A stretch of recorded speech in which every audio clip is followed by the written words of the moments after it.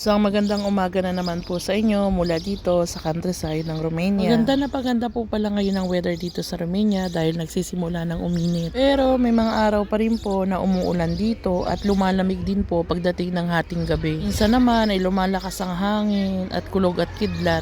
Samahan pa yan ng malakas na ulan. Tara, samahan nyo kami ngayon sa panibagong pahina ng buhay namin sa Romania. Magandang umaga sa inyo lahat, mga angel, at sa ating mga bagong followers. So today ay Monday, papasok kami ngayon ng mga bata sa eskwelahan. Alas 7 na po pala ng umaga at ito na po, ihahatid ko na yung mga bata sa kanilang eskwelahan. At bago mag 12 o'clock, kailangan kong pumunta na po ng school para sunduin yung mga bata. Ngayong araw po pala, ang ating menu sa ating pagluluto ay ang ating hipon. Noong isang araw po pala, kami ay nagawi sa bayan dahil nga po, kami ay pumunta doon sa bilihan ng mga remote. Yung mga appliances po. Yung po kasi ng aming remote control ay nasira at hindi gumana ang TV. Marami po pala kaming napuntang mga shop, kaya lang wala kaming nahanap nung katulad ng remote kahit maghanap ako ng universal. So ang nangyari dahil wala po kaming mahanap, ang ginawa ko, nagpunta kami sa malaking supermarket.